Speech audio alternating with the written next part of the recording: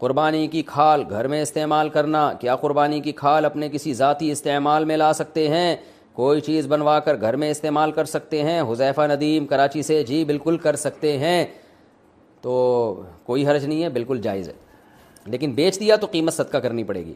جانور کے 7 حرام اجزاء، جانور کی جو 7 حرام چیزیں ہوتی ہیں ان میں ایک غدود بھی ہے۔ یہ غدود کیا چیز ہوتی ہے وضاحت کر دیں۔ نور الامین حقانی، جانور کے جو چند اعضاء حرام ہیں وہ اس لیے حرام ہے کہ قرآن نے خبیث چیزوں کو حرام قرار دیا ہے، جگہ جگہ قرآن میں آتا ہے۔ تو کچھ جگہ تو ایسی ہیں جانور کی جہاں ہر وقت گندگی کا وہ یوں سمجھیں کہ مقر ہیں، جیسے خصیتین ہیں یا شرمگاہ ہے، یہ سب ہر وقت گندگی سے آلودہ رہتے ہیں، تو یہ بھی سلیم الطبع انسان کو یہ چیزیں کھاتے ہوئے گھن آتی ہے۔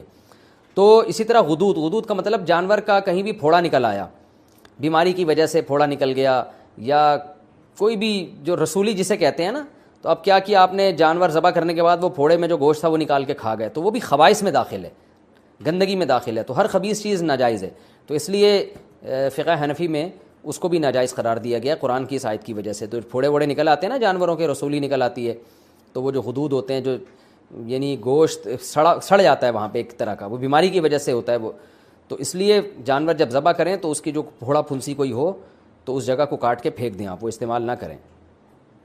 حرام مغز کھانے کا حکم، کیا حرام مغز مکروہ ہے جبکہ اس کا شمار 7 ممنوع اجزاء میں نہیں ہوتا؟ فائز صاحب جدہ سے۔ حرام مغز بیچارے کا نام حرام پڑ گیا، وہ ہے حرام نہیں، یہ جو ریڑھ کی ہڈی کے اندر ہوتا ہے یہ پیچھے کی طرف، تو یہ حرام نہیں ہوتا، اس کا نام پتہ نہیں کیوں لوگوں نے حرام مغز رکھ دیا ہے بہرحال یہ حلال۔ تو اور حرام مغز کھانے والوں کو، جو حرام مغز کو حرام کہتے ہیں، جب آپ ان کو سمجھاؤ کہ یہ حرام نہیں ہے تو وہ مغز کھانے لگتے ہیں، یعنی ہمارا مغز کھانے لگتے ہیں، تو ہم کہتے ہیں یار یہ ایک حلال مغز کو حرام کہنے کا نتیجہ ہے جس کی وجہ سے تم ہمارا حلال مغز کھا رہے ہو، تو بہرحال یہ حرام نہیں ہے، جائز ہے بالکل، اور اس کا نام بہتر ہے تبدیل کر دیں، کچھ اور رکھ دیں اس کا نام۔ اوجڑی کھانا حلال ہے یا مکروہ؟ بکرے کی اوجڑی کا کیا حکم ہے؟ سلمان علی، جائز ہے اگر اس کو اچھی طرح سے صاف کر دیا جائے، اس کی پرت اوپر سے اتار دی جاتی ہے اور صفائی اچھی طرح سے ہو تو اوجڑی کھانا بالکل جائز ہے، اور بلکہ صحت کے لیے، پیٹ کے لیے سنا ہے مفید بھی بہت ہے۔ کپورے کھانے کا شرعی حکم، کپورے کھانا کیسا ہے؟ اگر کوئی کھا لے تو کیا حکم ہے؟ محمد ابراہیم سلیم، جائز نہیں ہے فقہ حنفی میں، اور اس کی دلیل بڑی مضبوط ہے۔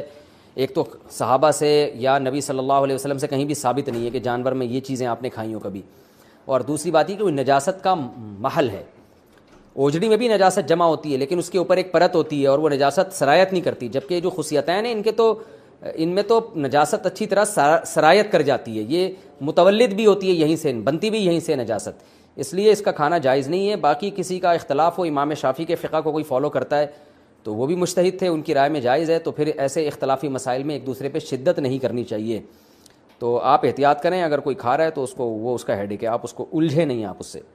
تکبیرات تشریق کس پر واجب ہے؟ تکبیرات تشریق کس پر واجب ہے، اس کے پڑھنے کا کیا طریقہ ہے، نیز کتنے دن یہ پڑھی جاتی ہے؟ حسین وزیر، دیکھیں راجح قول کے مطابق تکبیرات تشریق گاؤں میں رہنے والوں پر بھی واجب، شہر میں رہنے والوں پر بھی واجب، اور مرد پر بھی، عورت پر بھی، ہر عاقل بالغ پر واجب ہے۔ مرد اونچی آواز سے پڑھیں گے اور خواتین آہستہ آواز سے پڑھیں گی، اور جماعت سے نماز پڑھیں یا انفرادی نماز پڑھیں، ہر صورت میں واجب ہے۔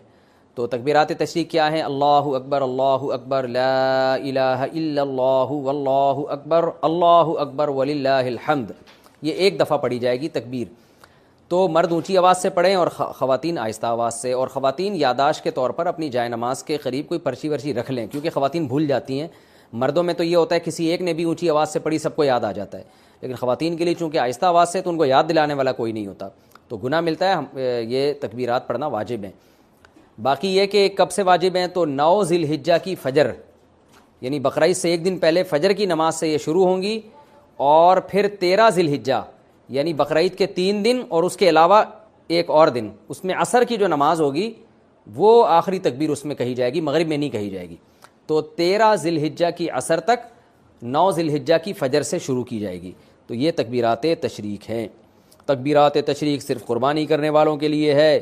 بقرعید کی تکبیریں کن لوگوں کو پڑھنی چاہیے؟ قربانی کرنے والوں کو یا ہر ایک کو؟ اور یہ تکبیرات کتنے دن تک پڑھنی چاہیے؟ حسین وزیر، یہ میں نے آپ کو اس سوال کا جواب اس سے پہلے والے سوال میں ڈیٹیل سے دے دیا ہے، جو قربانی کر رہے ہیں وہ بھی، جو نہیں کر رہے وہ بھی، سب پر لازم ہے۔ تنہا نماز پڑھنے والا تکبیرات تشریق پڑھے گا اگر 10 11 12 ذی الحجہ کو کسی نے فرض نماز امام کے ساتھ نہیں پڑھی لیکن وقت کے اندر اندر ہی تنہا نماز ادا کر لی تو کیا وہ تکبیرات تشریق پڑھ سکتا ہے؟ شمیم الحسن انڈیا سے، جی اس پر بھی واجب ہے، پڑھے گا. اور یہ 10 11 12 نہیں، 9 10 11 12 13 ان دنوں میں واجب ہوتی ہے. ایام والی عورت کیا تکبیرات تشریق پڑھ سکتی ہے؟ کیا عید الاضحیٰ کے دنوں میں ایام والی عورت تکبیرات تشریق پڑھ سکتی ہے؟ ابو عمار سعودی عرب سے. دیکھیں تکبیرات تشریق یہ فرض نماز کے ساتھ خاص ہیں، فرض نماز کے فوراً بعد پڑھی جاتی ہے. تو جب ایام میں جو عورت ہے اس پہ نماز ہی نہیں ہے تو تکبیرات تشریق کہاں سے ہو گئی؟ تو ویسے وہ اللہ کا ذکر کرنے کے طور پہ تکبیرات تشریق پڑھتی رہے سارا دن، وہ تو بہت اچھی بات ہے، سارا دن ذکر کرے گی، ان دنوں میں ذکر کا ثواب بہت زیادہ ہے. تو عورت پہ صرف تلاوت اور نماز پہ پابندی ہوتی ہے ایام حیض میں، اس کے علاوہ تو ہر قسم کی عبادت عورت کر سکتی ہے.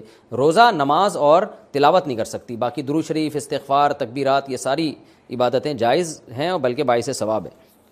تکبیرات تشریق پڑھنا بھول جائیں تو کب پڑھیں گے؟ اگر تکبیرات تشریق پڑھنا بھول گیا 1 گھنٹے بعد یاد آ جائے تو اس وقت کہنا صحیح ہے یا نہیں؟ سیف اللہ کوئٹہ سے. نہیں بھائی، یہ نماز کے فوراً بعد پڑھی جائے گی. اگر درمیان میں فاصلہ آ گیا، کوئی کام مشغول ہو گئے آپ، تو پھر یہ تکبیرات ختم. قضا نماز کے بعد تکبیرات تشریق پڑھنے کا حکم. عید کے دنوں میں قضا نماز کے بعد تکبیر تشریق پڑھنے کا کیا حکم ہے؟ نیز عید کے دنوں کی قضا نماز پڑھنے کے بعد تکبیرات تشریق پڑھنی چاہیے کہ نہیں پڑھنی چاہیے؟ نوید ملک سرگودا سے. اگر ایام تشریق میں ہی کوئی فرض نماز قضا ہوئی اور اس کو لوٹا بھی ایام تشریق میں ہی رہے ہیں تو اس قضا نماز کے بعد تو تکبیرات تشریق پڑھی جائے گی، اس کے علاوہ نہیں پڑھی جائے گی. کیا مطلب؟ تکبیرات تشریق سے پہلے نماز قضا ہوئی تھی اور آپ اس کو قضا کر رہے ہیں تکبیرات تشریق میں، تو یہاں بھی تکبیرات تشریق نہیں ہوں گی.